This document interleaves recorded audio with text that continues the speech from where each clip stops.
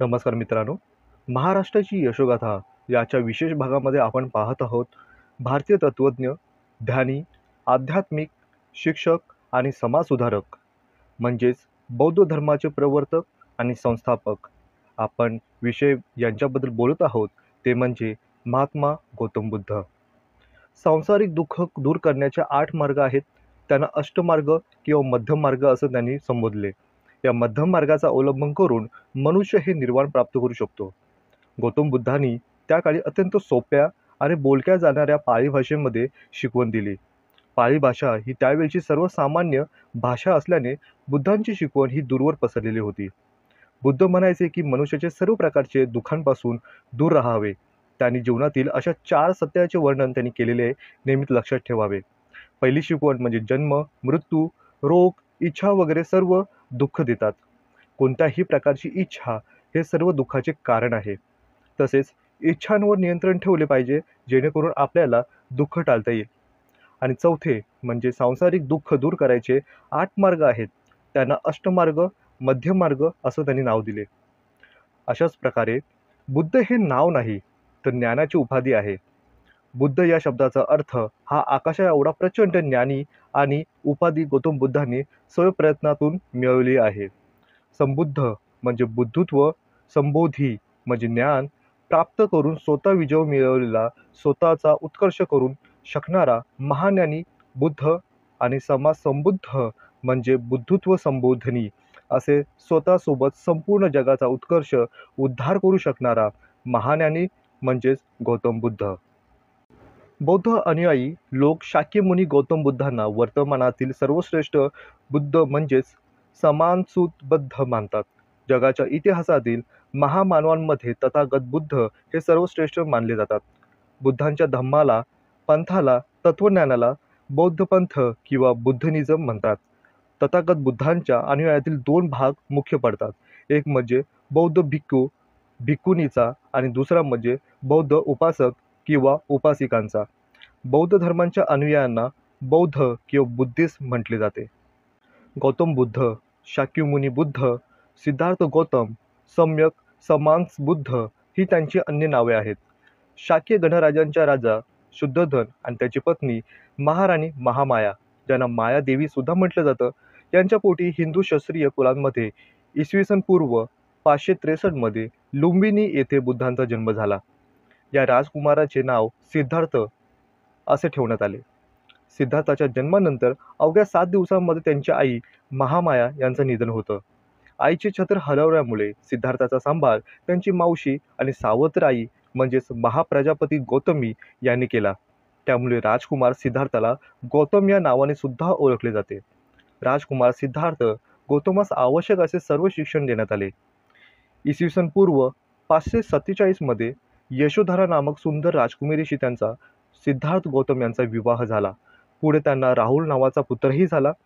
हिंदू धर्मातील मान्यतेनुसार बुद्ध हे विष्णूच्या दशावतारातील 9वे अवतार समजले जाते. ऐतिहासिक दृष्टिकोनातून बौद्ध धर्म हा भारतातील एक अतिप्राचीन धर्म आहे. तत्वज्ञानाच्या दृष्टिकोनातून हा जगातील सर्वात महान धर्म आहे. कारण बौद्ध तत्वज्ञान हे मानवतावादी आणि विज्ञानवादी धर्म मानले जाते. हा भारतातील धर्म असून भारताच्या इतिहासात आणि परंपरेच्या जडणघडणीमध्ये बौद्ध धर्माच्या उदयाला तत्वज्ञानाला अतिशय महत्त्व प्राप्त झाले आहे. बौद्ध धर्माचा सर्वाधिक विकास इसवी सन पूर्व 6वे शतक ते इसवी सन पूर्व 6वे शतकच्या या कालावधीतच झालेला दिसून येतो. बौद्ध संस्कृतीचे सर्वात मोठे योगदान मौर्य कला, गांधार कला, मथुरा कला यात आढळते. तर बौद्ध धर्माचा व तत्वाचा प्रसार हा भारताबरोबरच शेजारील अनेक देशांमध्ये झालेला दिसून येतो. त्रिपिटकाच्या स्वरूपातील साहित्य आणि विविध पंथीय साहित्य हे बौद्ध धर्म संस्कृतीचे स्वरूपाचे भारतीय संस्कृतीचे जगातात अनेक देशांमध्ये प्रसार झालेला दिसून येतो. बौद्ध संस्कृतीचा ठसा हा विहार, स्तूप, मठ या मौर्य कलेच्या प्रतीकांच्या रूपाने स्पष्ट दिसतो. त्यांच्या विकासाला जवळजवळ 1100 वर्षे लागली. जगाच्या आणि भारतीय जीवनाच्या सामाजिक, सांस्कृतिक, राजकीय आणि विशेषतः धार्मिक बाजूवर बौद्ध धर्माची खोलवर आणि न पुसणारी छाप पडलेली दिसून येते. बौद्ध पौर्णिमा ही विशेषतः जगामध्ये आणि भारताबरोबर अनेक ठिकाणी मोठ्या उत्साहामध्ये साजरी केली जाते. बुद्ध पौर्णिमेच्या वर्षातील सगळ्यात पवित्र आणि महत्त्वाची मानली जाते. बुद्ध पौर्णिमा 3 कारणांसाठी विशेषतः मानली जाते. विशेष योगायोग म्हणजे वैशाख पौर्णिमेच्या दिवशी गौतम बुद्धाचा जन्म झाला. याच दिवशी बुद्धांना ज्ञानप्राप्ती झाली आणि याच दिवशी गौतम बुद्धांचे महानिर्वाणही झाले, असे सांगितले जाते. बुद्ध पौर्णिमेचा केवळ भारतातच नव्हे तर जगातील अनेक देशांमध्ये मोठ्या प्रमाणात साजरी केली जाते. गौतम बुद्धांविषयीच्या अनेक कथा आपल्याला परिचितच आहेत. त्यामुळे बौद्ध धर्मीयांचे बुद्ध पौर्णिमेला अनन्यसाधारण महत्त्व प्राप्त होतात. भारतरत्न डॉक्टर बाबासाहेब आंबेडकरांच्या अध्यक्षतेखाली 2 मे 1950 रोजी भारतात पहिली सार्वजनिक बुद्ध जयंती दिल्ली येथे साजरी करण्यात आली. त्याचबरोबर 1951 मध्ये 3 दिवसीय बुद्ध जयंती महोत्सव साजरा करण्यात आला. 27 मे 1953 रोजी भारत सरकारने बुद्ध जयंतीनिमित्त सार्वजनिक सुट्टीही जाहीर केली. मानवी जीवनातील दुःखे निवारण्यासाठी गौतम बुद्धांनी 8 मार्ग सांगितले. यामध्ये यम, नियम, आसन, प्राणायाम, प्रत्याहार, ध्यान, धारणा आणि समाधी यांचा समावेश आहे. बुद्ध पौर्णिमेला बोधगया येथे जगभरातून बौद्ध अनुयायी येतात आणि या प्रार्थनाही करतात. बौद्ध धर्माच्या धर्मग्रंथामध्ये अखंड वाचन पठणही केले जाते. बोधगया, जे गौतम बुद्धाचे तीर्थक्षेत्र मानले जाते, हे ठिकाण महात्मा बुद्धासाठी प्रसिद्ध आहे. हे ठिकाण बिहार राज्यात येतं आणि त्यांचा संबंध महात्मा बुद्धांशी जोडला गेलेला आहे. म्हणूनच या ठिकाणी बुद्धांची पूजा केली जाते आणि बुद्ध पौर्णिमा मोठ्या आनंदाने साजरी होताना दिसते. ज्याप्रमाणे हिंदू दीपज्वलित करून रामाचा सण साजरा करतात, त्याचप्रमाणे गौतम बुद्धांचे धर्माचे लोकही दिवा लावून महात्मा बुद्धांचा सण साजरा करतात. या दिवशी दूरदूरवरून बौद्ध धर्माचे लोक भारतात येतात आणि महात्मा गौतम बुद्धांची पौर्णिमा साजरी केली जाते. या दिवशी सर्व लोक आपली घरे रंगबिरंगी ध्वजांनी सजवतात, कारण महात्मा गौतम बुद्धांना आवडता रंग हा रंगबिरंगीच होता. बौद्ध पौर्णिमेच्या दिवशी सर्वजण शुभ्र वस्त्रे परिधान करून पौर्णिमा मोठ्या आनंदाने साजरा करण्यासाठी भारतात येतात. या दिवशी अनेक जण पिंपलाच्या झाडाला फुले अर्पण करतात, दिवे, मेणबत्तीही लावतात, कारण या दिवशी गौतम बुद्धांना पिंपलाच्या झाडाखालीच त्यांना हे ब्रह्मांड ज्ञान प्राप्त झाले होते. बौद्ध धर्म मानवजातीस काय शिकवितो? तर गौतम बुद्ध यांनी मानवजातीला प्रज्ञा, शील, करुणा या तत्वांची शिकवण दिली. बौद्ध धर्म हा स्वातंत्र्य, समता, बंधुत्व, करुणा, मैत्री, प्रज्ञा, मानवी मूल्ये, विज्ञानवाद या तत्वांचा पुरस्कर्ता आहे. आधुनिक विज्ञान आणि मानवी मूल्यांचे समर्थन करणारा धर्म म्हणून बौद्ध धर्माला एक वेगळीच ओळख मिळालेली आहे. संपूर्ण विश्वात जवळजवळ 180 ते 220 कोटी बौद्ध अनुयायी आहेत. डॉक्टर बाबासाहेब आंबेडकर यांनी रामायण, महाभारत हे महान ग्रंथ वाचून त्यांचे समाधान झाले नाही. तेव्हा ते बुद्धांकडे वळाले. गौतम बुद्ध आणि त्यांचा बौद्ध धर्म हा एकमेव असा धर्म आहे की त्या विज्ञानाने जागृत झालेला समाज तो सहज स्वीकारतो. मानवांसाठी कल्याणकारी असणाऱ्या या धर्मामध्ये उच्च नीच, श्रेष्ठ कनिष्ठ, स्त्री पुरुष, स्पृश्य अस्पृश्य असा कोणताही भेदभाव नाही. समानता हेच तत्व या धर्मामध्ये व्यापून टाकलेले आहे. बहुजन हिताय, बहुजन सुखाय हे धर्माचे मध्यवर्ती सूत्र आहे. हे तत्वज्ञान त्यांनी बुद्ध आणि त्यांचा धम्म या ग्रंथातून विस्तृतपणे मांडलेले दिसून येते. गौतम बुद्धांचे जीवन आणि तत्वज्ञानावर आधारित समाजातील मौलिक प्रश्नावर विवेचन करणारा हा एकमेव हा पक्ष आणि हा ग्रंथ दिसतो. संबंध मानवास समृद्ध जीवन जगण्याचा मार्ग दाखवणारा हा एक प्रमाण ग्रंथ मानता येईल. डॉक्टर बाबासाहेब आंबेडकरांनी लिहिलेला हा अखेरचा ग्रंथ असून त्यांच्या सर्व ग्रंथात या ग्रंथाला सर्वाधिक महत्त्व दिले गेले आहे. त्यांची भूमिका धर्मचिकित्सा त्यांनी केली. तर्काला पटेल ते स्वीकारायचं आणि न पटेल ते नाकारायचं या धम्मात त्यांनी स्वातंत्र्य देऊनच बुद्ध आणि त्यांचा धम्म हा ग्रंथ लिहिला. मूळ इंग्रजीत असणारा हा ग्रंथ नंतर मराठी, हिंदी, गुजराती, तेलुगू, तमिळ, कन्नड, पंजाबी आदी भाषांमध्ये याचे अनुवाद करण्यात आले. या ग्रंथावर अ जर्नी ऑफ द सम्यक बुद्ध हा चित्रपटसुद्धा प्रकाशित करण्यात आला होता. डॉक्टर बाबासाहेब आंबेडकरांनी बौद्ध धर्माची सर्वात आधुनिक आणि तर्कसंगत धर्म म्हणून त्यांची प्रशंसा केली आणि निवडसुद्धा केली. याचबरोबर 14 ऑक्टोबर 1956 हा दिवस दलित समाजाच्या इतिहासातील एक महत्त्वाचा दिवस आहे. या दिवशी डॉक्टर बाबासाहेब आंबेडकरांनी त्यांच्या तब्बल 3,65,000 दलित अनुयायांसह हिंदू धर्मातून बाहेर पडण्याचा निर्णय घेतला आणि बौद्ध धर्म स्वीकारलेला दिसून येतो. भगवान गौतम बुद्धांच्या मूर्तीच्या हाताद्वारे जे अनेक भाव व्यक्त होतात, त्या भावविशेषांना मुद्रा असे म्हणतात. ध्यानमुद्रा, अभयमुद्रा, भूमिस्पर्श मुद्रा, धर्मचक्र परिवर्तन मुद्रा या 4 मुद्रा मथुरेच्या कला परंपरेत आढळतात. याशिवाय वरद मुद्रा दुर्मिळते आढळते. गांधार देशातील बुद्धिमूर्ती ग्रीक परंपरेला अनुसरूनच आहे असे दिसते. अन्य देशांमध्ये बुद्धमूर्ती गेल्यावर तेथील कलाकारांनी मथुरा कलाशैलीतील बुद्धांचा प्रमाण जरी मानले असले तरी त्यांना वांशिक संस्कारातून अन्य गौतम बुद्धांच्या मूर्ती निर्माण केल्या. यातून अन्य काही हस्तमुद्रा, भावमुद्रा निर्माण झालेल्या दिसून येतात. त्यांच्या प्रत्येक हस्तमुद्रेला एक तत्वज्ञान आहे. या प्रत्येक मुद्रेचा एक अर्थ निघतो. त्यांची शिल्पे जेवढी शांत, प्रसन्न वाटतात तशीच ती बोधप्रदही असतात. याचबरोबर आपणास करणमुद्रा, वरदमुद्रा, वज्रमुद्रा, वितर्क मुद्रा, उत्तर बोधी मुद्रा, अंजली, नमस्कार मुद्रा अशा प्रकारचे अनेक मुद्रा आपणास दिसून येतात. गौतम बुद्धांचा जन्म हा इसवी सन पूर्व 563 या वर्षी कपिलवस्तू नामक एका प्राचीन नगरामध्ये झाला. त्यांच्या पित्याचे नाव शुद्धोधन आणि मातेचे नाव मायादेवी असे होते. शुद्धोधन हे त्या काळातील शाक्य नामक क्षत्रिय वंशाचे प्रमुख असून कपिलवस्तू हे त्यांच्या राजधानीचे नाव होते. शुद्धोधनाचे राज्य अगदी लहान होते तरी त्यांचे कोणाशी वैर नव्हते. त्यांच्या राज्याच्या आसपास कोसल आणि मगध ही 2 मोठी बलाढ्य राष्ट्रे होती तरी त्यांचा या लहानशा राज्यावर कोणाचेही अधिपत्य नव्हते. यापुढे बुद्धांचा पश्चात म्हणजे कोसल देशाच्या राजाचे शाक्यावर आपला ताबा मिळविला आणि शुद्धोधनाचे राजघराणे बुडविले असा इतिहास सांगतो. शुद्धोधन राजा हा मोठा संपन्न असून त्याच्यावर सरदाराची आणि प्रजेची फारच प्रीती होती. शुद्धोधन राजा हा मोठा शूर आणि न्यायी होता. आपल्या प्रजेचे पुत्रवत पालन करीत असे. रोहिणी नदीच्या दुसऱ्या तीरेवर कोलियन नावाच्या एका क्षत्रिय वंशाची वसाहत वसली होती. या वंशाच्या आणि शाक्यांचा मूल पुरुष एकच होता. कोलियनाशी शाक्यांचे रोहिणी नदीच्या पाण्यांसंबंधी नेहमी कलह होत असे तरी पुढे त्यांच्या मागे साम होऊन एकमत होते आणि एकमेकांची स्नेहभावाने वागत असे. या कोलियनच्या राजाने शाक्यांच्या शुद्धोधन राजास आपले 2 मुली दिल्या होत्या.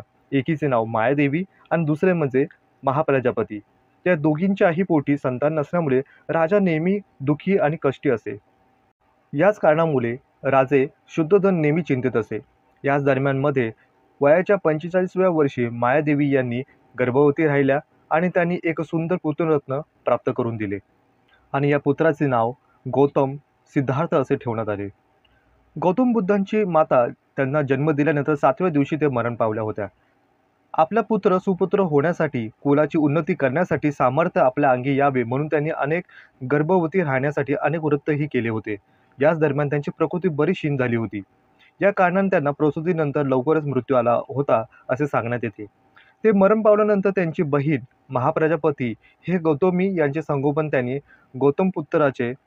आपल्या पुत्राप्रमाणे त्यांनी त्यांचे संगोपन केले. अतिशय तल्लख बुद्धी असल्या कारणाने गौतम बुद्धांना कोणतीही गोष्ट 2 वेळा सांगण्याची गरज लागत नसे. त्या काळामध्ये राजपुत्रास ज्या विद्या आणि कला शिकवण्या परिपाठ असे त्या सर्व ते अल्पवयातच शिकून त्यांनी घेतले होते. आपल्या बालपणाच्या सवंगड्याबरोबर मिसळून कधीही ते फारसे राहिले नाहीत. त्यांना त्यांचे बालिश खेळ त्यांना मुळीच आवडत नसे. ते सर्वदा आसपासच्या वस्तू आणि व्यापार आणि अवलोकन सूक्ष्मपणे करून घेत असे. विचारमग्न गुंग राहत असे. ते एकटेच कुठेतरी फिरत असे. हे पाहिलेल्या आणि ऐकलेल्या गोष्टीवर मनन करत असे. एके दिवशी ते आपल्या सोबत असलेल्या वर्तमान एका शेत पाहण्यासाठी नगरापासून अंबल दूर गेले होते. त्यावेळी त्यांच्या नजरेमध्ये ज्या गोष्टी घडल्या त्या चित्तास परम आणि उद्विग्नता निर्माण करणारेच होते. त्या दिवशी त्यांनी शेतामध्ये दिवसभर खपणाऱ्या शेतकऱ्यांची स्थिती पाहिली आणि ती स्थिती तुलना करून पाहता आपल्या लक्षात येते की गरीब दिनजन शीत उष्ण पाऊस याची पर्वा न करता दिवस रात्र जीवापाड श्रम करणारे राजांचे आणि सरदारांचे स्वस्त घरी बसून कसे कंगाल लोकांकडून कारानिमित्त घेतलेल्या धनावर चैन करावी लागते हे महत्त्वपूर्ण ठरते. म्हणजे एक कष्टकरी आणि एक राजा ह्याच्यातलं असलेलं साम्य त्यावेळी त्यांना कळाले आणि यातून फक्त एक अन्याय दिसतो हे त्यांच्या दृष्टीस येते. दुसऱ्या बाजूला वनातील प्राण्यांची वस्तुस्थिती त्यांनी पाहिली. त्यामध्ये त्यांना दिसतात की जे प्राणी जंगलामध्ये सुखी आहेत ते सुखी दिसत असले तरी ते सुखी नाहीत. त्यांना विपत्ती आणि संकटे यांचाही सदा अनुभव घडत असतो. जसे त्यांच्या दृष्टीत पडले होते की पाली मुंग्या खाऊन उपजीवन करतात, पाली सर्पांच्या भक्षणाही पडतात, गरुड या दोन्ही जातींचे प्राणी खाऊन निर्वाह करत असतात. त्याचप्रमाणे बुलबुल पक्षी पतंगावर झेप घालण्यासारखी सर्वदा टपलेले असतात. या बुलबुल पक्ष्यांच्या पाठीराखी बहिरी ससाना लागलेलाच असतो. याचप्रमाणे चोहोकडे जीवो जीवस्य जीवम अशी स्थिती असताना अवलोकनात आली. आपले उदर भरण्यासाठी एक दुसऱ्यांचा प्राणघात केला जातो. त्याचाही तिसराच कोणीतरी भक्ष्य घेतो, जीव घेतो. ही एवढी विपत्ती कशासाठी? अशी विपत्ती चोहीकडे नजरेस पडत असताना कोण विचारी पुरुष दुसऱ्यांचा पीडा होऊन प्राप्त झालेल्या ऐशोआरामाचा उपभोग घेत असते. त्यांच्या मनात आलेले हे विचार त्याने आपल्या सोबत असलेल्या सवंगडीलाही सांगितले, पण त्यात लक्ष न देता दुसराच आपल्या कामामध्ये निघून गेले. अशाच प्रसंगी दुसरा अनुभव येतो की बागेत जेव्हा ते बसलेले असताना त्यांच्यावरती आकाशातून उडत जाणाऱ्या एका हंसास त्यांच्या चुलत भाऊ देवदत्त याने मारलेला बाण. त्यासरशी तो पक्षी त्यांच्याकडे मृतवत होऊन पडलेला असतो. तो पक्षी रक्ताने भरलेला असून तो धडपडत आहे हे पाहून तो तात्काळ उठून त्या पक्षाकडे जाऊन त्याला उचलून त्याला अशी अवस्था कशामुळे आली ते पाहू लागतात. त्यामुळे त्यांना असे दिसून येते की त्या पक्षाला कोणाचा तरी बाण लागलेला आहे आणि त्यामुळे तो जखमी झाला आहे. मग त्या बिचाऱ्याला प्राणाला मोठ्या ममतेने एका हाताने धरून दुसऱ्या हाताने त्याच्या अंगात शिरलेला तो बाणाने बाजू काढला आणि या जखमीत त्यांना औषध भरून त्याला हिरवेगार पानांमध्ये लपटून ठेवले होते. त्या पक्षात असे उपचार करीत असताना त्यांच्या हातास त्या बाजूला बाणाचे टोकही घुसले. त्यासरशी त्यांना पुष्कळ वेदना होऊ लागल्या. त्यावरून त्यांना समजले की आपल्यापेक्षा पुष्कळ पटीने या अधिक दुःख हे त्या पक्षाला होत असेल. या अतिशय हलवलतापणाला आणि पक्ष्यांच्या या दुःखाचा परिहार करण्यासाठी तो विशेषते झटून प्रयत्न जो केला, तितक्या कोणीतरी त्यांच्याजवळ येऊन म्हणाले की आमच्या छोट्या महाराजांनी या पक्षाला बाण मारलेला आहे आणि ते खाली पडले आहे, तरी आपण त्याला माझ्या स्वाधीन करावे. यावर गौतम बुद्ध म्हणतात, नाही, तो मी तुझ्याकडे स्वाधीन करू शकत नाही. माझ्या बंधूच्या बाणाने हा पक्षी मेला असला तरी तो माझ्याकडे पाठवून देणे हा ठीक आहे, परंतु तो अद्यापही जिवंत आहे. त्याने बिचाऱ्याच्या पक्षाला पंख आपल्या बाणाने जायबंदी करून त्याची गती तेवढी कंठित केलेली आहे. एरवी त्याच्या जीवास मुळीच धक्का लागलेला नाही. त्याच्या या उत्तरात देवदत्ताने असे प्रत्युत्तर केले की वनपक्ष्यास जो तीर मारतो तो खाली पडला की त्याच्या पक्षावर त्याची सत्ता असते व तो त्या बाणाने मेलेला असो किंवा नसो. या अशा प्रकारच्या भ्रमण करणाऱ्या वनपक्ष्यावर कोणाचीही मनुष्याची मुळीच सत्ता नाही. अशा एका पक्ष्यास मी खाली पाडले आणि या वास्तव तो माझा आहे, तू हेतूने स्वाधीन केलं पाहिजे. तेव्हा बुद्धाने त्या पक्षाची मान आपल्या कोमल गालावर ठेवून मोठ्या गांभीर्यतेने म्हटले की नाही, असे मी कदापि होऊ देणार नाही. हा पक्षी माझा आहे, यावर मी दया करून त्याचा जीव वाचविला आहे. याला मी पुन्हा मृत्युमुखी लोटणार नाही. आणि त्याने दरबारात जाऊन शहाण्या लोकांपुढे हा प्रश्न ठेवला. तेव्हा तेथे त्यांना वाटाघाटी झाली, परंतु कोणत्याही गोष्टीचा पक्का निर्णय देता येईना. शेवटी एक पंडित उठून म्हणाले की जीव म्हणून काहीतरी आहे असे जेव्हा आपण मानित असो, तेव्हा तो कोणी एखादा जीव वाचवितो, त्याची त्या जीवावर जितकी सत्ता असते तितकी त्याचा नाश करणारा किंवा त्याला संपवणाऱ्या मनुष्यावर त्यावर कोणतीही सत्ता नसते. कारण हिंसा करणारा जीवाची हानी करतो आणि रक्षण करणारा त्या जीवाचे पालनपोषण करतो. यास्तव या पक्षाचे जीव जो वाचवितो त्यास हा पक्षी मिळणे हा योग्य निर्णय ठरेल. हा निर्णय योग्य असला तरी देवदत्ताला आपला हट्ट सोडावा लागतो. अशा प्रकारे राजालाही आपल्या पुत्राची शांत वृत्ती, सुखभोग विषयाविषयी असलेली अप्रिती पाहून खूपच वाईट वाटते. त्याने इतर तरुण मुलांप्रमाणे आपले वर्तन करावे, त्यांनी संसारात मन रमावे म्हणून त्याला कोणत्याही गोष्टीचा उणे पडू नये आणि न पडून देण्यासाठी फारच सावधगिरी ठेवण्यात येते. त्यांना आपल्या निरनिराळ्या ऋतूमध्ये राहण्यासाठी 3 मंदिरे बांधून देण्याची अंतर्बाह्य रचना त्यांनी असेच केले होते. त्यांच्या चित्तास त्यास रमावे म्हणून सर्व करमणूक होऊन त्यास ऐहिक सुखविषयक गोष्टी लागावी. याच कारणाने परम दुःख पाहून त्याचे मन हे विचलित होऊ नये, यासाठी इहलोकाच्या सुखदुःखाच्या वीट येऊ नये असे राजाला लक्षात देऊन तो दुःख आणि विपत्ती याच्या दृष्टीस मुळीच न पडू देण्यासाठी खबरदारी घेत असे. आपल्या पुत्राचे औदासिध्य नाहीसे होऊन संसार सुखलालसा याला ठाई निर्माण व्हावी म्हणून या प्रकारे नाना योजना उपाययोजना राजा करीत असे. त्याचे सर्व प्रयत्न विफल झाले. बुद्धाची उदास वृत्ती दृढावत जाऊन संसाराविषयी असलेले अप्रतिम प्रेम क्रमाक्रमाने हे कमी होत गेलेले दिसून येते. याचे कारण असे होते की सिद्धार्थाच्या जन्मानंतर एका ज्योतिषाने त्यांचे भविष्य वर्तवले होते की हा मुलगा एक चक्रवर्ती सम्राट तरी होईल, नाहीतर महान तपस्वी सुद्धा होईल. या भविष्यामुळे राजा शुद्धोधन खूपच विचलित झाले होते. त्यामुळे आपल्या राजपुत्र सिद्धार्थाला अगदी लाडात त्यांनी वाढवले होते. बाहेरच्या जगातील दुःख सिद्धार्थाला कळू नये म्हणून शुद्धोधन यांनी त्याला राजवाड्याबाहेर पडूच दिले नाही. राजपुत्राचे असे वागणे पाहून राजा नेहमी चिंतेत असे. आपल्या पुत्राचे लक्ष संसाराकडे लागून एक गोष्टी त्यांनी मन रमवल्याशिवाय त्याच्या हातातून मागे आपल्या संसाराची नीट व्यवस्था राखणे असे त्यांना वाटत होते. याचप्रमाणे त्या काली संसारात त्रासून अगदी विरक्त बनून तापस्य वृद्धी धारण करणाऱ्या लोकांकडे जितके तिकडे मोठ्या समुदाय दृष्टीस पडे. त्यामुळे त्याला असे भय वाटे की आपल्या पुत्राची संन्यास वृत्ती धारण करून वनात निघून जाईल. अशा विवेचनात राजा रात्रंदिवस पडलेला असे. त्याच्या मंत्रिमंडळाने त्याला असे सुचवले होते की त्याच्या एखाद्या लावण्य संपन्न स्त्रीशी विवाह संबंध करून जिवलग दिल्याने त्याच्या वृत्तीत फरक पडू शकतो. याच कारणामुळे राजा शुद्धोधनाने आपल्या मुलाचे लग्न यशोधरा हिच्याशी लावून दिले. नंतर त्यांना एक पुत्ररत्नही प्राप्त झाले. त्याचे नाव राहुल ठेवण्यात आले होते. सिद्धार्थ राजपुत्रास संसार सुखाचा वाटावा म्हणून राजाने आपल्याकडून होणाऱ्या प्रत्येक गोष्टीची योजना केली होती. त्याचा विवाह झाल्यानंतर राजाने त्याच्यासाठी एक अतिरमणीय उपवनही तयार केले होते. त्यात एक सुंदर मंदिर बांधून दिले होते.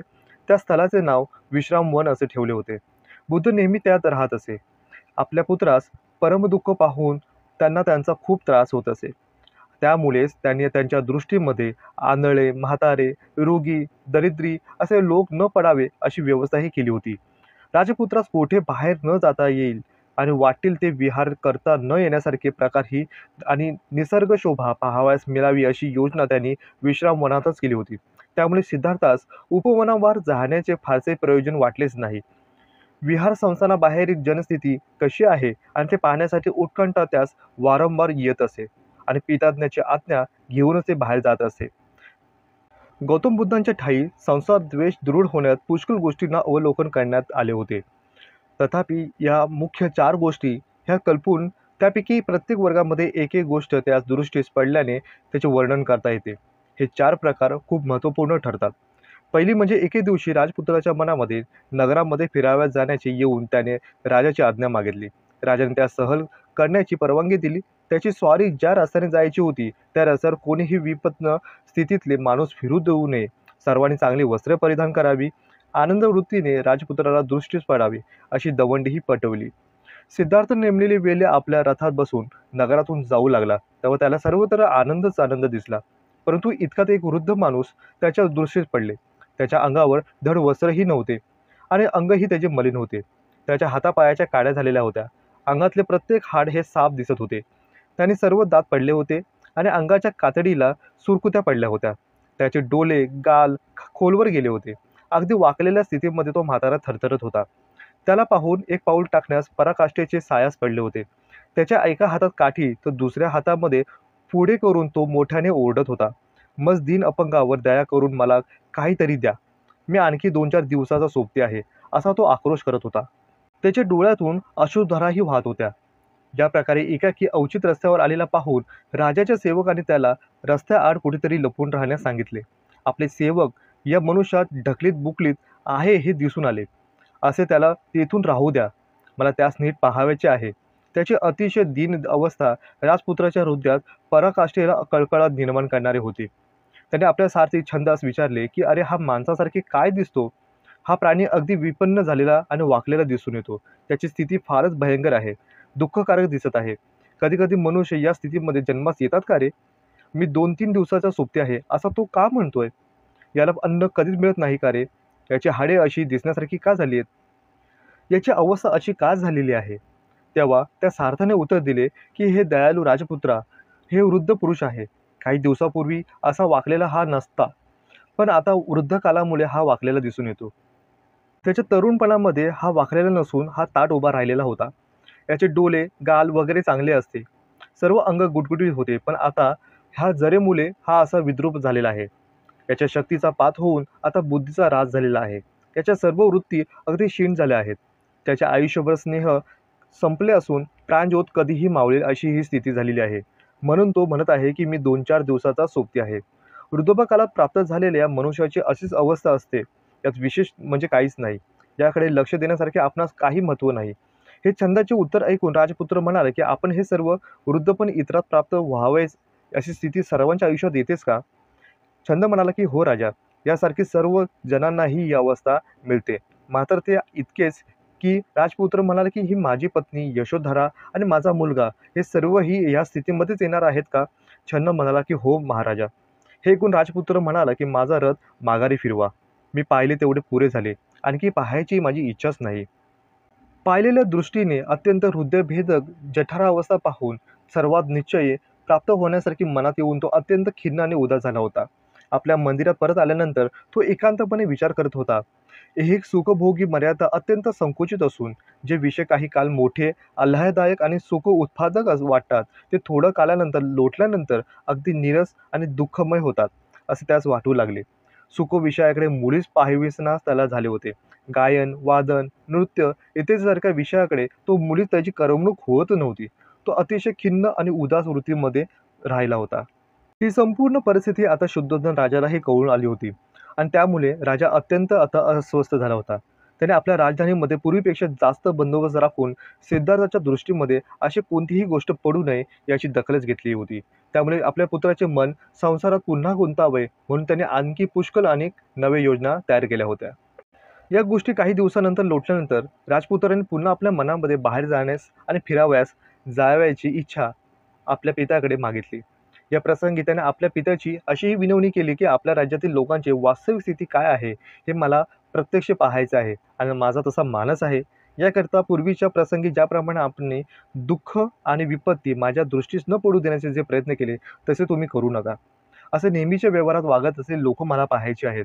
याचप्रमाणे वास्तविक स्थितीचे अवलोकन केल्यामुळे एक तर मला आनंद तरी होईल आणि शांतीही वाटेल, नाहीतर निदान विशेष शहाणपण तरी अंगामध्ये येऊन प्रजाजनावर आपल्या पश्चामध्ये चांगल्या प्रकारे कशा प्रकारची सामर्थ्य प्राप्त करून घेता येईल याचेही मला एक लौकिकता प्राप्त होईल. यासाठी मला उद्भोग नगरातून सेवकासह वर्तमान मानास मला जाण्यास आणि फिरण्याची परवानगी तुम्ही द्यावी. ही विनवणी केल्यानंतर राजांच्या मनामध्ये असा विचार आलाय की त्याला याप्रमाणे नगरामध्ये हिंडण्यासाठी परवानगी जर दिलीस कदाचित त्याच्या मनावर पूर्वी झालेला प्रतिकूल ग्रह नाहीसा होईल आणि वस्तुस्थिती ही त्याला कळेल.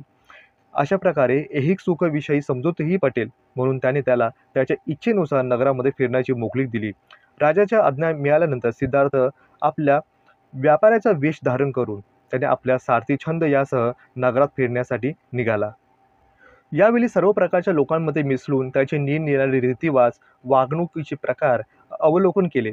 याचप्रमाणे त्याला सुखदुःखाचे बहुतेक प्रकार पाहावयास मिळाले. एकंदर जनस्थितीविषयी बरीच यथार्थ बुद्धी त्याला झाली. याप्रमाणे ते सर्व प्रकारचे सर्व दर्जाचे लोक पाहत चालले असताना पुढेच एक अशा पुढील आक्रोश त्याला ऐकू येतो. हा दुसरा प्रसंग म्हणता येईल. धनीसाहेब मला सहाय्य करा, मला हात देऊन उभा करा, मला आता मजवर दया करा. मला तुम्ही मदत केली नाही तर मी आज आपल्या घरी पोहोचणार नाही. वाटेतच माझे प्राण जातील. हे ऐकून सिद्धार्थ अगदी दुःख आणि धुनी ऐकून खूपच रडू लागला. वळून पाहिले तर त्याला अगदी रोगाने अगदी पिवळा निळा झालेला एक मनुष्य दिसतो. त्या रस्त्यावरील धुळीस इवळत पडलेला होता. त्याच्या सर्व अंगावर वेदना होत असल्यामुळे तो गडबडला आणि लोळत होता. घरी जाण्याची इराद्याने तो उठण्याचा प्रयत्न करत होता, पण तो जमिनीवरच पडत होता. त्याच्या अंगात काहीही ताकद नव्हती. अत्यंत हृदयद्रावक अशी अवस्था राजपुत्राने अगदी जवळून पाहिली होती. त्या रोगाकडे धावत गेला आणि त्याला आपल्या कोमल हाताने उचलून त्याचे मस्तक आपल्या मांडीवर ठेवले आणि त्याला आपल्या मऊ हाताने चेपून त्याला तुझ्या असं का होतंय हे विचारण्यासाठी त्याने आतुरता त्याने व्यक्त केली. पण त्या रोग्याला काहीच आपले उत्तर देता येत नव्हते. म्हणून राजपुत्राने आपल्या सारथ्यास पुसले की हे नक्की हा श्वास टाकत असताना हा गुदमरतोय याचं कारणच काय आहे. सारथी म्हणाला की महाराज, याला काहीतरी मोठा जबर रोग झालेला आहे. याच्या अंगामध्ये अगदी विकोपास गेलाय. याच्या अंगामध्ये सपाटून ताप भरलेला आहे. याचा ऊर धडधड उडत आहे. याचे स्नायू अगदी ढिले पडले आहेत. हातापायाचे आणि कंबरेचे साधे कमकुवत झाले आहेत. रोगग्रस्त माणसाची महाराज अशीच अवस्था असते. त्याला जडलेल्या महारोगामुळे तो असह्य वेदनांना सहन करत आहे. डोळे फिरवत आहे. दुःखाने विवलत आहे. तो ओठ आणि दातही चावत आहे. त्याला श्वास घेण्यासाठीही त्रास होत आहे. या रोगाने लवकरच त्याचा अंत होईल, परंतु तो होण्यापूर्वी त्याच्या आणखी पुष्कळ वेळेपर्यंत तसे तिचे हाल असेच राहणार आहेत. या व्यक्तीला लागलेला रोग हा स्पर्श संचारी आहे. तुम्ही ह्याच्या बाजूला जर बसलात तर तुम्हालाही हा रोग होईल आणि तुम्हालाही अशाच वेदना होतील. गौतम बुद्ध विचारतात की याला जसा महारोग झाला आहे तसा इतरही रोग आहेत का, जे होण्याचे संभावतात का? त्याचप्रमाणे या रोगासारखे दुसरे आणखी भयंकर रोग ही माणसात जडतात का? तर सारथी म्हणतो की हे दुसऱ्या प्रकारचे अनेक प्रकारचे महारोग मनुष्यास होतात आणि या पीडित होऊन ते मृत्युमुखीही पडतात. हे रोग मनुष्यास न कळतच मिळतात. हे महारोग सर्पाप्रमाणे न कळत येऊन मनुष्यात घेरतात. एखाद्या व्याघ्याप्रमाणे मनुष्यावर घाला घालतात. सदाही टपलेले असतात. तशा प्रकारे सर्व माणसं यापासून नेहमी भयभीत असतात. त्याचप्रमाणे मी सुखाने निजेन आणि निजून जसा तसा उठेन अशी काही शाश्वती नाही. त्याचप्रकारे अशा अकस्मात होणाऱ्या अनेक दुःखकारक व्याधीपासून शेवटी माणसाच्या मनुष्याच्या देहाची आणि मनाची ही अंत हा नेहमी ठरलेलाच असतो. अशा प्रकारच्या रोगापासून होणाऱ्या वेदना आणि मनुष्यात अगदी असह्य झाल्या की तो सोसून मनुष्यासारखी हालापेष्टा झाली की शेवटी त्याचा अंत हा होतोच होतो आणि माणूस हा मृत्युमुखी पडतो. शेवटी मानवास हे मरण कधी येईल आणि कसे येईल, कशा प्रकारे येईल हे सांगण्यासाठी काहीही शाश्वती नाही. रोगाने पेडलेले जण फार करून वृद्धदशा प्राप्त होण्यापूर्वीच मृत्यूवश होतात. ते थोडे उतार होईपर्यंत जगतात आणि नाना विपत्तीपासून हे मरण पावतात आणि देववासन होऊन कदाचित ते कोणालाही चुकले नाही. याच दरम्यानमध्ये तिसराही प्रसंग उद्भवतो. दोघांमध्ये संवाद चालू असताना तिकडून एक प्रेत जाताना त्याच्या दृष्टीस पडते. तेव्हा बोट धरून छंद म्हणतो की महाराज, मनुष्य मरण पावला की त्याची अवस्था याप्रमाणे होऊन त्याचे संबंधी जण त्याला स्मशानभूमीमध्ये घेऊन जाऊन त्याची अंत्यविधी करतात. सिद्धार्थने वर डोके करून पाहिले तेव्हा त्याच्या नजरेस पडले की एका माणसास तेरडीवर घेऊन बांधून 4 माणसं त्याला नदीतारी वाहून नेत आहे. मग त्याच्या मागून जाऊन त्याचे प्रत्येक प्रेताचा एकंदर दहनविधी त्यांनी पाहिला. त्यावेळी त्या मृत मनुष्याच्या संबंधीजनांचा दुःखाचा आक्रोश, त्या मनुष्यांच्या देहाची मरणोत्तर झालेली ती सारी अवस्था पाहून त्याचे चित्त अत्यंत खिन्न झाले. त्या मनुष्याचे जिवंत असताना कशी स्थिती होती आणि मृत्यू पावल्यानंतर त्या देहाची कोणती दशा झाली, याविषयी त्यांच्या मनामध्ये अनेक प्रकारचे विविध प्रश्न घोळू लागले होते.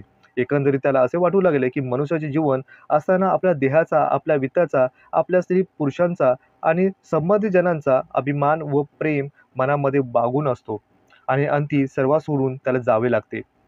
केवढी ही मोठी घोर आपत्ती! अशा प्रकारे मनन करून त्याने छंदास विचारले की हा असा अंत एकंदर जीवन प्राण्यांच्या व्हावाच असतो का? छंदाने उत्तर दिले की असा शेवटी सर्वांचा व्हायच असतो. तो कदापि कोणालाही चुकला नाही. मनुष्याने आपल्या देहाचे कितीही जतन केले, एकंदर इंद्रियांचे विषय त्याने कितीही उपभोगले, तरी शेवटी त्याच्या देहाची ही अशी राख खात्रीने होणारच होणार. देहवासन झाल्यानंतर एकंदर त्याचे निर्जीव होऊन तो सोडू लागतो. सगळी ज्ञानेंद्रिये, कर्मेंद्रिये निर्विकार होऊन विगलित होतात. त्यावर आपण जिवंतपणी पराकाष्ठेने प्रेम केलेले असते. जीवाची माणसे आपल्या अंत अवस्था पाहून शोकाकुल होत असतात, मोठमोठ्याने आक्रोश करतात, परंतु त्या आक्रोशाला एकही शब्द त्या मृत व्यक्तीला जाणवत नाही. अशा प्रकारे पंचतत्वास पावन होऊन समग्र जीवनसृष्टी कधीही चुकणे नाहीच. मनुष्य हा उच्च वर्णाला असो या नीच वर्णातला असो, सदाचारी असो की दुराचारी असो, ही शेवटची अवस्था प्रत्येक मनुष्याच्या जीवनामध्ये अटल आहे. आपल्या सारथीचे हे भाषण ऐकून राजपुत्राची मुद्रा अगदी विस्कटून गेली होती. त्याच्या नेत्रातून अश्रुधारा वाहू लागल्या होते. त्याचा कंठ हा बसलेला होता. मानवजातीमध्ये अशी महाआपत्ती ही प्रत्येकाला सोसावीच लागते आणि ती कोणालाही चुकणार नाही. त्याचे हृदय अगदी कळवटून गेले होते. त्याच्या मनामध्ये अनेक दुःखाचे विचार येऊन अगदी तो अस्वस्थ झाला होता. जे विषय एक वेळ अत्यंत सुखकर भासतात, परिणामी अगदी वीट आणणारे होतात. ज्या गोष्टी आपणास इहलोकी अत्यंत उत्तम वाटतात, ते शेवटी केवळ भास असतात. त्या खरेपणाचा अंश क्वचितच असतो. त्याचप्रकारे प्रत्येक गोष्टी ह्या अत्यंत वाईट आणि दिसतातच. त्यापासून आपणास रात्रदिवस घेरलेल्या असतात. येथील सुख विषयाच्या शेवट दुःखामध्ये होतो. तारुण्याच्या क्षयअंती वृद्धपकाल येतोच. प्रेमाचा शेवट प्रेम विषयाचा विनाश होऊन तो होतोच होतो. अत्यंत प्रिय वाटणाऱ्या जीवांचा शेवटी भयंकर असा मरण प्राप्त होऊन त्याचप्रमाणे एक वेळ मृत्यू प्राप्त झाला असा सर्व काही आटोपले असे नाही, तर पुन्हा पुन्हा जन्म आणि मरण हे प्राप्त होऊन या संसारी रूपी या पुन्हा चक्र हे फिरत असते. आजवर मी अशा भ्रमात होतो की ऐहिक जीवनामध्ये अत्यंत सुखकर असावे आणि परिणामी अखंड शांतीचा लाभ मानवास प्राप्त होतो, हा असा माझा विचार होता. परंतु ही माझी भ्रांती अगदी दुष्ट आणि कमी वेळामध्ये ही फिटली. माझ्या ज्ञाननेत्रावरच अज्ञानपटलावर आज दूर होऊन मला इहलोकाच्या वास्तविक स्थितीचे दर्शन झालेले आहे. माझे बांधव माझ्याप्रमाणेच या विपत्तीतून मुक्त होण्यासाठी आपापल्या देवाची करुणा भाकीत करत असतात, पण त्याच्या करुणावर ते एकच देव नाही. या विषयाची विपत्तीची निवारण करण्यासाठी काहीतरी मानवास साध्य करण्यासारखा उपाय असावा. असे कोणते असावे ते शोधणे गरजेचे आहे. ज्या देवाची हे जन लोक करुणा भाकीत करत असतात, ते स्वतः कदाचित दुर्बळ असल्याकारणाने त्यांनी आपल्या उपासकाचे संकट निवारता येत नसावे. ब्रह्मदेवाने अशी सृष्टी निर्माण केलेली आहे, मग त्याला या विपत्तीतून लोकांना का वाचवता येत नाही, हे मुख्य प्रश्न होते. परमेश्वर हा सर्वशक्तिमान आहे, तर या दुःखातून तो बाहेर का काढू शकत नाही? त्यात चांगला म्हणवत आहे आणि सर्वशक्तिमान असल्यास त्याला देव म्हणता येतच नाही. हे छंदा, माझा रथ मागे फिरून माझ्या मंदिरामध्ये परत चल. मी आज जेवढे पाहिले तेवढंच माझ्या नेत्राचे पारडे फेटले आता आणखी लोकस्थिती पाहण्याची माझी जराही इच्छा नाही, असं म्हणत गौतम बुद्ध आपल्या राजवाड्यामध्ये पुन्हा परततो. गौतम बुद्धाला प्राप्त झालेला हा विराग आणि उदासीनता राजा शुद्धोधनालाही कानी पडते. तेव्हा ते फारच अस्वस्थ होतात. त्याला मुळी चैन पडेना. त्याने पूर्वीपासूनच अधिक बंदोबस्त मोठा करण्यासाठी सेवकास आज्ञा करतात.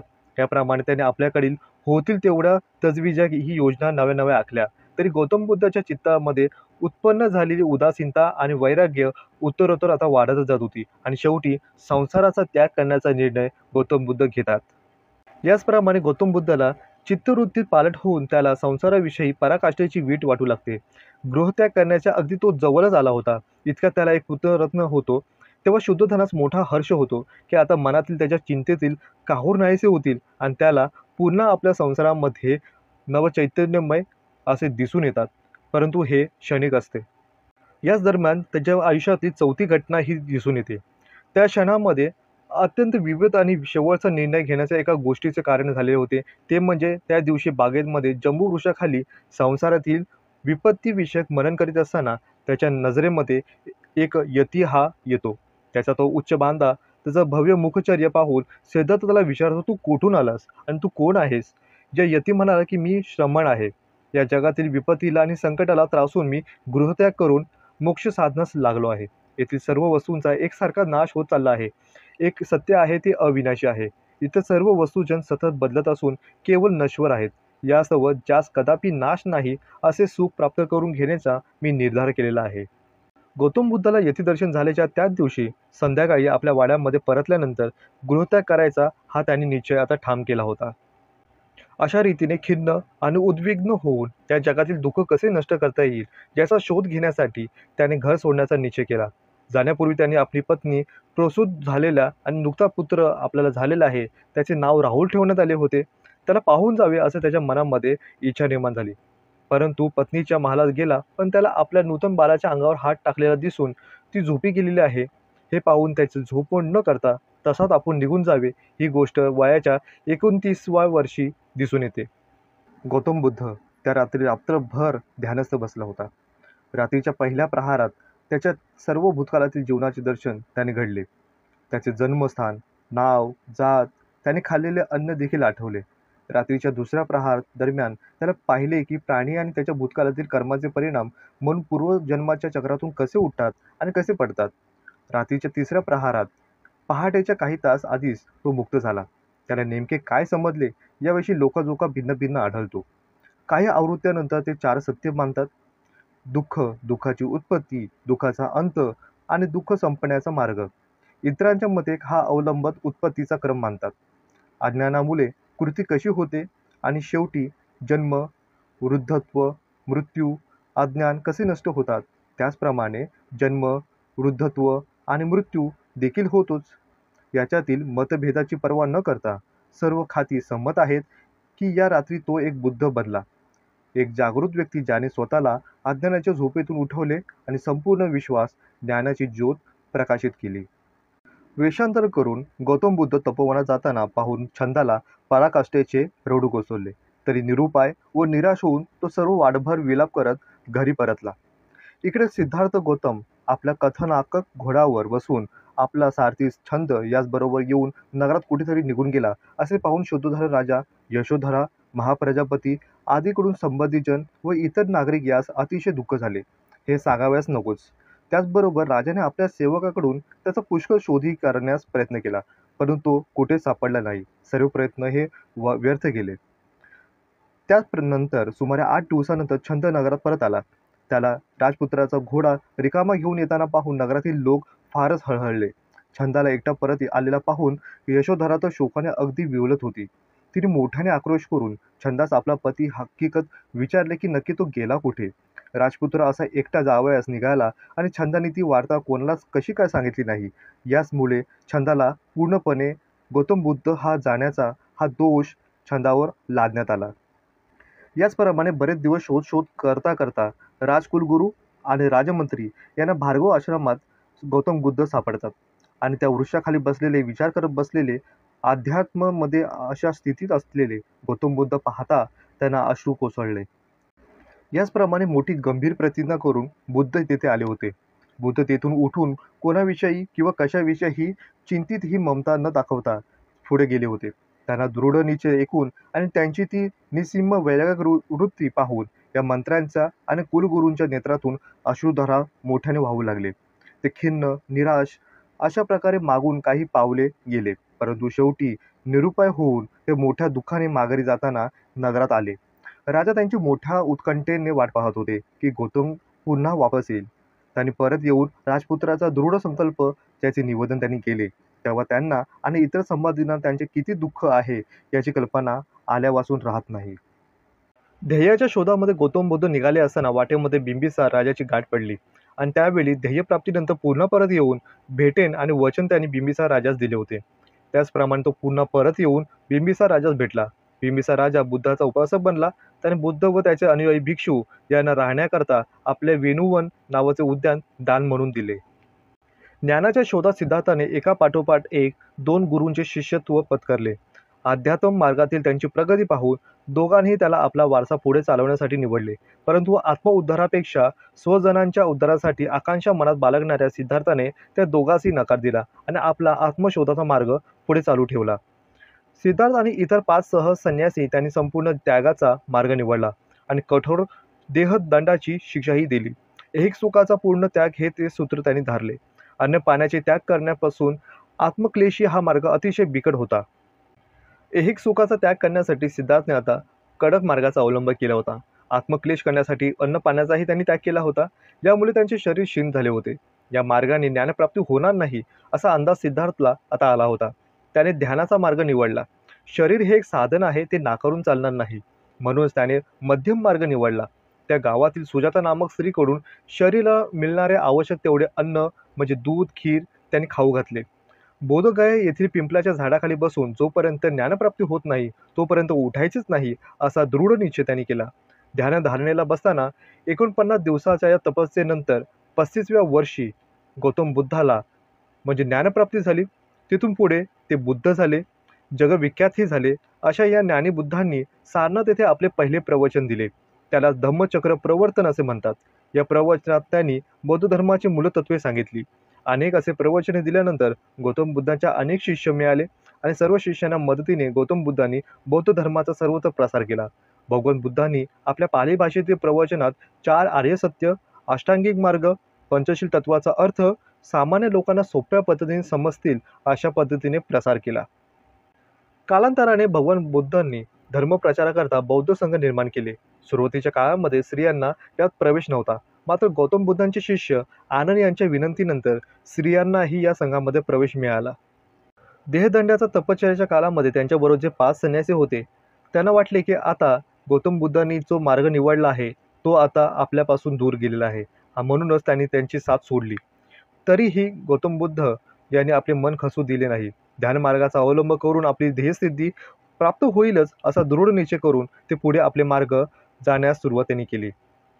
आपल्याला प्राप्त झालेली ज्ञानप्राप्ती हे जगापुढे आणायचे होते. त्यासाठी पुन्हा आपल्याला अशा व्यक्तींना शोध घ्यावा लागेल की ते आपल्या सहवासात होते. म्हणून जे सुरुवातीला 5 संन्यासी त्यांना सोडून गेले होते त्यांनाच प्रथम उपदेश करावा असे गौतम बुद्धांनी ठरवले आणि ते व्यक्ती वाराणसीत आता आहेत हे कळल्यानंतर वाराणसीला जाऊन त्यांनी प्रथम त्यांना धर्म उपदेश केला आणि पहिला धर्म उपदेश ज्या सूत्रात त्यांनी मानला त्याला धर्मचक्र प्रवर्तक सूत्र असे म्हटले जाते. हेच 5 संन्यासी त्यांचे पहिले शिष्य बनले. क्रमाक्रमाने त्यांनी आपले धर्म उपदेश क्षेत्र जसे वाढविले तसं अनुयायांची संख्याही वाढत गेली. ब्राह्मण, क्षत्रिय, वैश्य, शूद्र अशा समाजातील सर्व थरातील स्त्री पुरुष यांचे अनुयायी बनत गेले. व्यापारी, राजे, महाराजे हेही त्यांना चाहू लागली होती आणि त्यांनी बुद्धांना आणि त्यांच्या अनुयायांच्या राहण्यासाठी उद्याने दिली होती. श्रेष्ठीपुत्र यश यांची कुटुंब मंडळी, उरुवेल कश्यप ब्राह्मण यांचे 500 शिष्य, नदी कश्यप त्यांचे 300 अनुयायी, अशा गया कश्यप यांचे 200 अनुयायी या सर्व बुद्धांच्या आरंभीच्या अनुयायीमध्ये होते. अनुयायी जसे वाढत गेले तसे सर्वांमध्ये एकसूत्रपणा आणण्यासाठी भिक्षुक संघाची स्थापना करण्यात आली. या सुमारास शुद्धोधन राजे वृद्धापकाळामुळे अशक्त आणि आजारी झाले होते. याच कारणाने त्यांनी बुद्धांना निरोप पाठवला की माझे देहवासन होण्यापूर्वी मला एकदा येऊन भेटा. आपल्या पित्याचे निरोप ऐकून बुद्ध तात्काळ कपिलवस्तूमध्ये येऊन आपल्या पित्याच्या बिछाण्यापाशी त्यांचा अंत होईपर्यंत बसून राहिले.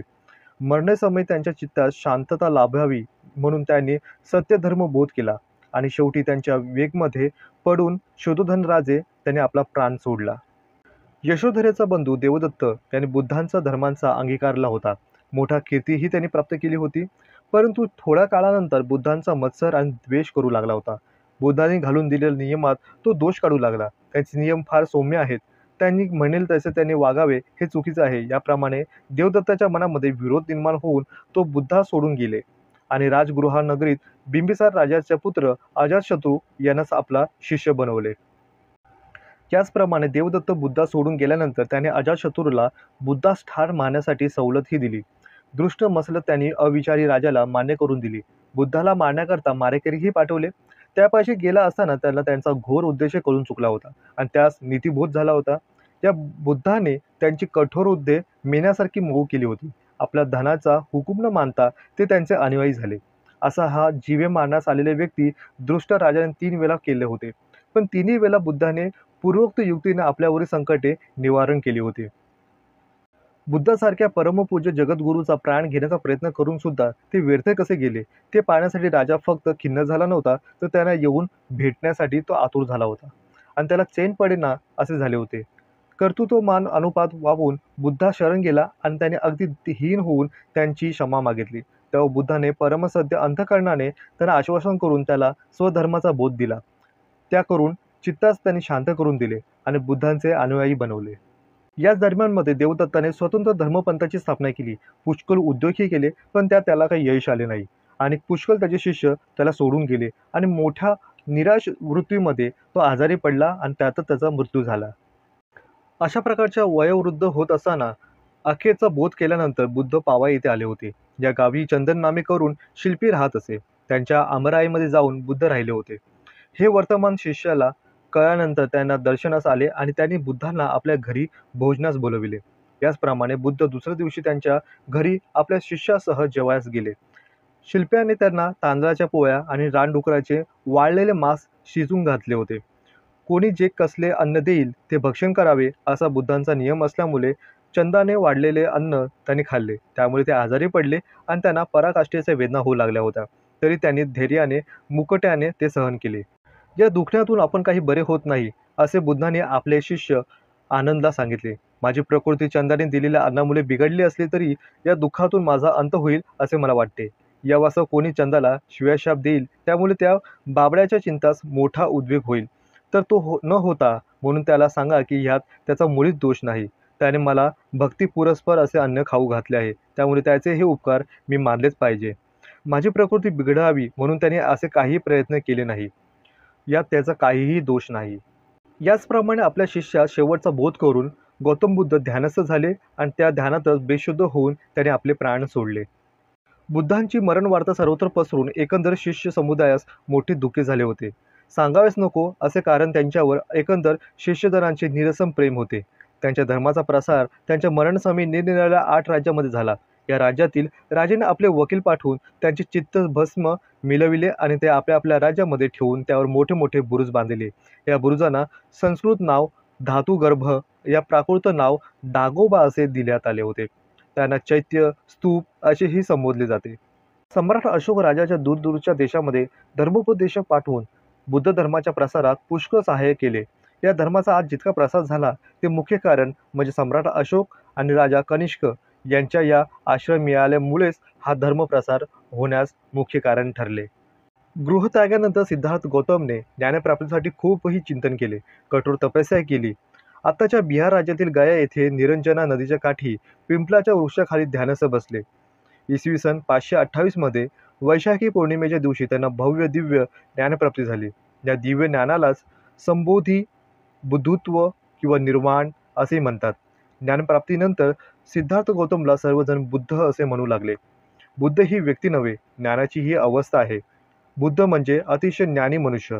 बुद्धांच्या ज्या पिंपलाच्या वृक्षाखाली त्यांनी बुद्धत्व प्राप्त केले त्या वृक्षाला बोधिवृक्ष असेही म्हटले जाते, ज्याला ज्ञानाचा वृक्षही असे म्हणतात.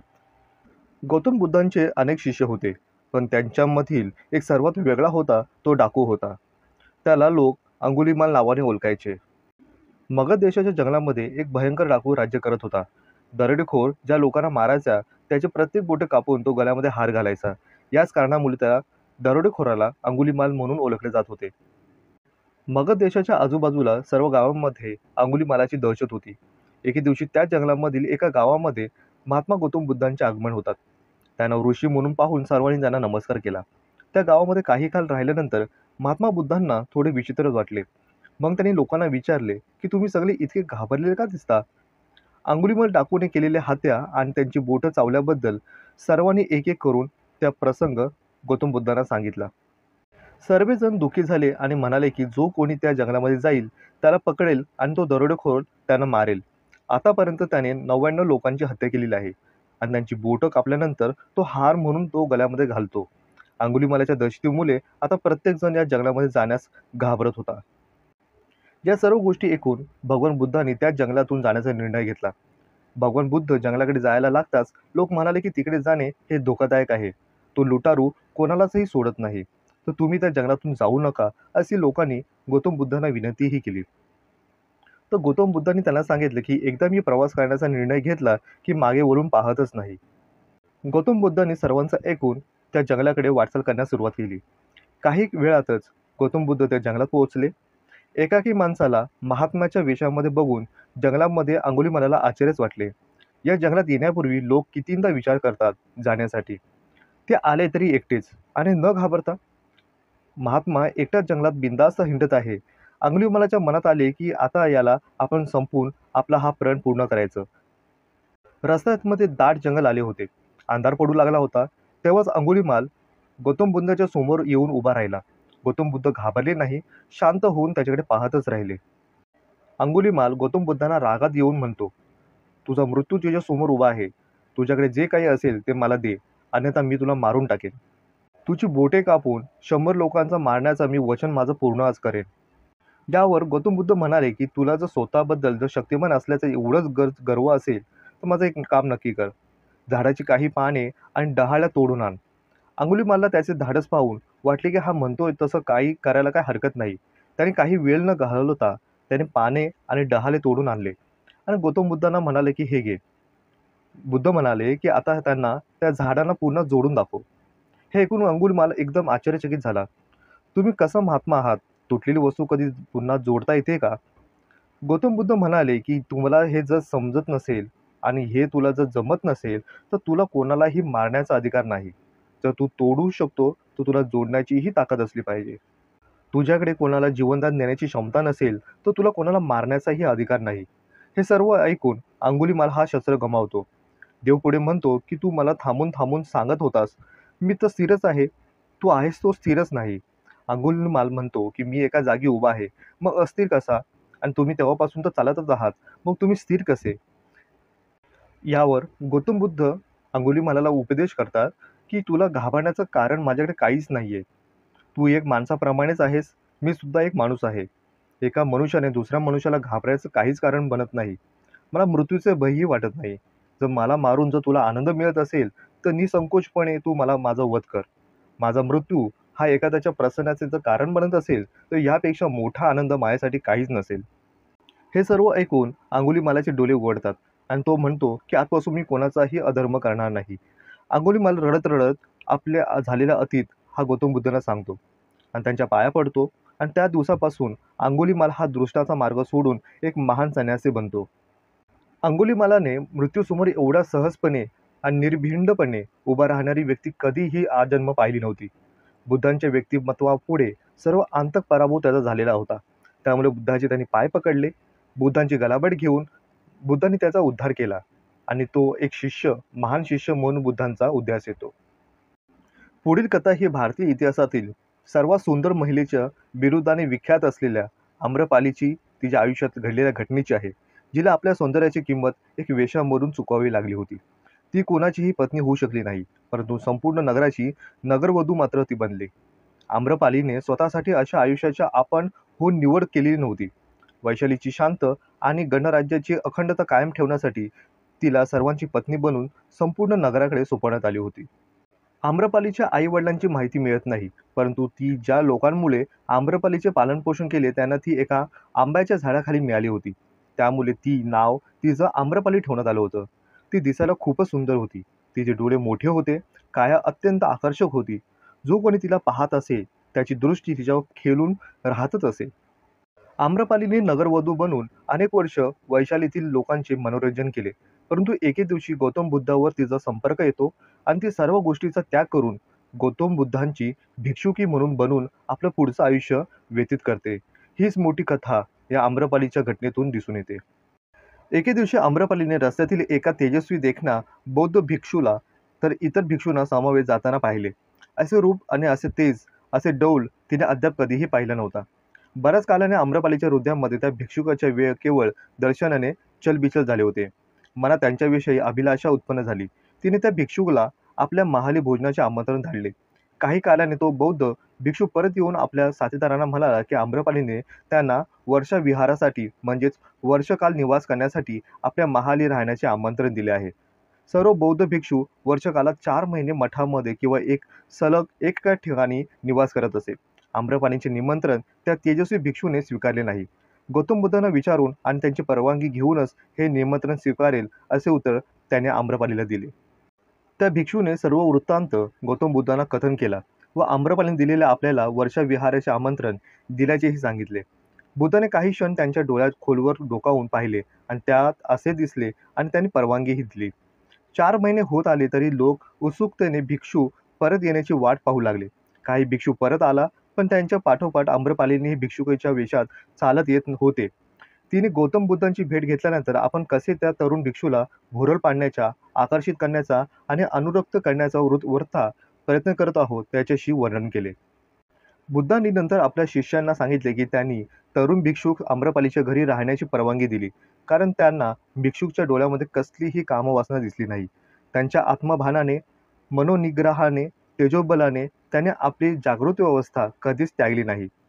परिणामवश आम्रपालीचे स्वतःच्या सौंदर्याविषयी गर्वहरण झाले व तिला वेगळ्या प्रकारे आयुष्य व्यतीत करण्याची ओढ लागली. अशा प्रकारे संन्यस्त जीवनाकडे आकर्षित झालेल्या आम्रपालीने बुद्धाला आपले प्रसादनात भोजनात बोलवले. बुद्धानेही ते आमंत्रण स्वीकारले. त्यानंतर तिने रणगणितेच्या आपल्या पदाचा त्याग केला आणि बौद्ध धर्म स्वीकारला. बौद्ध धर्माच्या प्रसाराचे काम करता करता तिला आत्मसाक्षात्कारही झाला. तसेच बौद्ध संप्रदायात तिच्या योगदानाचे कार्यांचे महत्त्व आजही कायम आहेत. वयात आल्यानंतर मुलगा विमल कौंडिन्यनेही बौद्ध भिक्षू म्हणून स्वीकारले होते. आम्रपालीच्या आंबपाली आम्रवनामध्ये वैशाली मुक्कामी बुद्ध राहायचे आणि तिने पुढे हेच आम्रवन बुद्धांना अर्पण केले. याच ठिकाणी बुद्धांनी प्रसिद्ध अंबपालिका सूक्त सांगितले. महात्मा गौतम बुद्धांनी लोकनिंदांची पर्वा न करता संन्यासासह तिच्याकडे जेवणही केले. आम्रपालीने आपले आंब्याचे वन महात्मा बुद्धांना दानही केले होते. त्यांची संन्यासीही झाली होती. बुद्धांनी महिला संन्यासी संघाची स्थापनाही करून महिलांच्या ज्ञानाचा मार्ग मोकळा केला. तक्षशिलेत औषधाचा अभ्यास करणारा तिचा मुलगा साधूही बनला आणि त्याचा वैयक्तिक वैद्य म्हणून त्याचा स्वीकारही करण्यात आला. अशा प्रकारे वैशालीला बौद्ध धर्माचे केंद्र बनवण्याचे श्रेय आम्रपालीलाही जाते. गौतम बुद्धांचे जीवन जाणण्याबरोबर गौतम बुद्धांनी दिलेली शिकवण ही तितकीच महत्त्वपूर्ण ठरते. त्यामुळे बुद्धांनी 5 महत्त्वाच्या शिकवणी दिल्या आणि त्यावर प्रकाशही टाकला. पहिलं म्हणजे चारित्र्याला महत्त्व दिलं. दुसरं कर्म आणि पुनर्जन्म यावर विश्वास. तिसरं देवांच्या अस्तित्वावर अविश्वास. चौथे अहिंसा आणि 5वं जाती व्यवस्था. अध्यापन पहिलं म्हणजे चारित्र्याला महत्त्व. या शिकवणीमध्ये बुद्धांनी उपासनेपेक्षा नैतिक जीवनावर जास्त भर दिला. त्यांनी नैतिक चारित्र्याच्या उभारणीवर खूप महत्त्व दिले आणि त्यासाठी विविध तत्त्वेही मांडली. नैतिकतेचे नियम सत्य बोलणे, प्रेम आणि परोपकार, पालकांचे पालन करणे, ज्येष्ठांचा आदर करणे, पवित्र जीवन जगणे, मादक पेयापासून दूर राहणे, दान करणे, दयाळूपणा आणि आजारी आणि या सर्व प्राणीमात्रावर दया करणे यावर ते आग्रही होते. दुसरी शिकवण म्हणजे कर्म आणि पुनर्जन्मावर विश्वास. गौतम बुद्धांचा कर्माचा सिद्धांतावर विश्वास होता. त्यांनी असे मानले की या जीवनातील आणि या पुढील जीवनातील लोकांची स्थिती या त्यांच्या कर्मावर अवलंबून आहे. माणूस जे पेरतो तेच मिळवतो. देव किंवा देवी शक्ती त्यात बदल करू शकत नाही. कोणतीही व्यक्ती आपल्या कर्माच्या परिमाणापासून वाचू शकत नाही. मनुष्य आपल्या कर्माची फळं घेण्यासाठी पुन्हा पुन्हाही जन्म घेतो. बुद्धांचे म्हणणे होते की जर एखाद्या व्यक्तीने पाप केले नाही तर तो यापुढे मरणार नाही आणि तेव्हा यापुढे तो मरणारही नसणारमुळे तो जन्मही येणार नाही आणि अशा प्रकारे तो अंतिम आनंदाचे जीवन जगतो. शिकवण तिसरी सांगते की देवाच्या अस्तित्वावर विश्वास ठेवू नका. कर्माच्या सिद्धांतावर ठाम विश्वास असल्यामुळे बुद्धांनी देवासंबंधीच्या समस्येकडे लक्षच दिले नाही. आणि याचबरोबर बुद्धांनी देवांचे अस्तित्व आहे की नाही हेही सांगितले नाही. त्यामुळे कर्माला सर्वात महत्त्वपूर्ण विश्वास गौतम बुद्धांनी दिलेला दिसतो. शिकवण चौथी ही अहिंसाबद्दल सांगते. अहिंसा हे गौतम बुद्धांचे शिकवणीचे प्रमुख शस्त्र मानले जाते. त्यांच्या मते सत्कर्मापेक्षा प्रेमाची भावना अधिक महत्त्वपूर्ण आहे. अहिंसा ही व्यावसायिक नैतिकदृष्ट्या अविभाज्य घटक मानला जातो. तसेच जैन धर्मामध्ये जितकं अहिंसेला महत्त्व दिलं गेलं जातं तेवढं बौद्ध धर्मामध्ये दिलं जात नाही. सजीवांसाठी प्रेम आणि अहिंसेचा आग्रह धरला जातो. शिकवण 5 यामध्ये जाती व्यवस्थेबद्दल प्रकाश टाकलेला दिसतो. गौतम बुद्धांनी जाती व्यवस्थेवर कठोर टीका केली. त्यांनी जातीभेदावर विश्वास ठेवला नाही. त्यांच्या मते सर्व पुरुष आणि स्त्रिया हे समान आहेत. सर्वांना व्यक्तीचा दर्जा दिला जातो, त्यांच्या कर्मावरून ठरतो. माणसाची जात ही त्यांच्या जन्मावर अवलंबून नसून त्यांच्या कर्मावर अवलंबून असते, असं त्यांचं मत होतं. बुद्धांच्या या तत्वाचे सर्व जगातील लोकांना आकर्षित केलं आणि मोठ्या संख्येने या गटामध्ये या बुद्ध धर्मामध्ये लोकांना सामावून घेण्याची मोठी ताकद दिसून येते, जी जाती व्यवस्था, उच्च नीच, स्त्री पुरुष असा कोणताही भेदभाव या व्यवस्थेमध्ये मांडत नाही. अशा प्रकारे आपल्याला असे आढळून येते की बुद्धांची तत्त्वे आणि त्यांची शिकवण अतिशय सोपी आणि सहज समजेल अशीच होती. अंधश्रद्धेपासून ते दूरच दूर होते. तरी कोणतेही कट्टर धर्म मांडला नाही, तर केवळ विचार आणि वाणी आणि कृतीच्या शुद्धतेचा आग्रह त्यांनी धरला. जगातील पहिले बुद्धिवादी होते, ज्यांनी कोणत्याही बाह्य शक्तीचा संदर्भ न घेता स्वतःचा तारणहार आणि स्वतःचा स्वामी असल्याचे त्यांनी या धर्मामध्ये प्रतिपादन केले आहे. बुद्धांनी उत्तर प्रदेशमधील सारनाथ येथे 5 पंडितांना पहिला उपदेश केला दिसून येतो. त्यांच्या पहिल्या उपदेशास धम्मचक्र प्रवर्तन असे म्हणतात. या प्रवचनात बुद्धांनी बौद्ध धर्माची मूलतत्वे सांगितली. त्यात त्यांना अनेक शिष्य लाभले.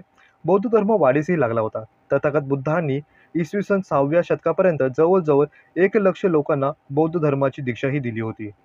गौतम बुद्ध आपल्या प्रथम धर्मचक्र प्रवर्तक या लेखात म्हणतात की माझ्या धम्माचा ईश्वर, आत्मा, कर्मकांड व मरणोत्तर जीवनाशी कसलाही संबंध नाही. माणूस आणि माणसाशी या जगात असलेले नाते हे माझ्या धर्माचा केंद्रबिंदू आहे.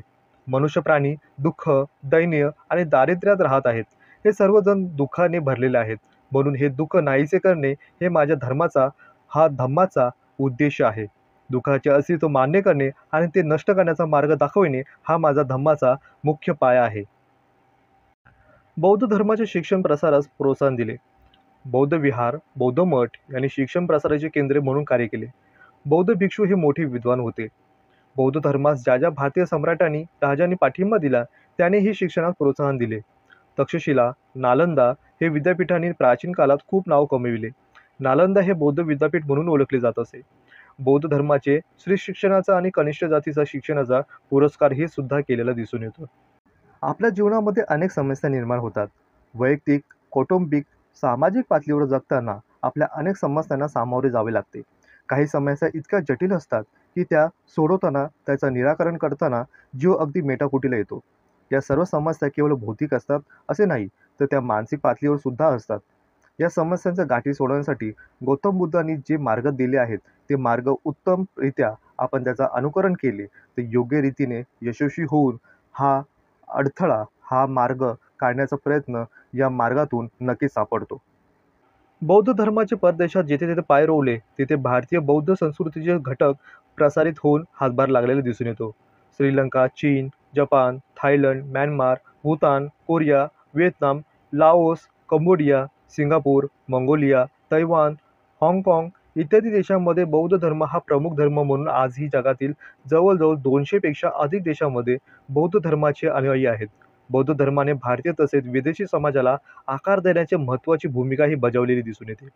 अशा प्रकारे आजच्या भागामध्ये आपण पाहिलं की गौतम बुद्ध यांची शिकवण काय होती, त्यांचे जीवन घडण कसे होते, त्यांनी कोणता मार्ग दिला आणि एक यशस्वी जीवन जगण्यासाठी आणि दुःखापासून दूर जाण्यासाठी जीवन कसे जगावे आणि कसा सुखी मार्ग निवडावा याबाबत नैतिक सिद्धांताचा प्रभाव दिसून येतो.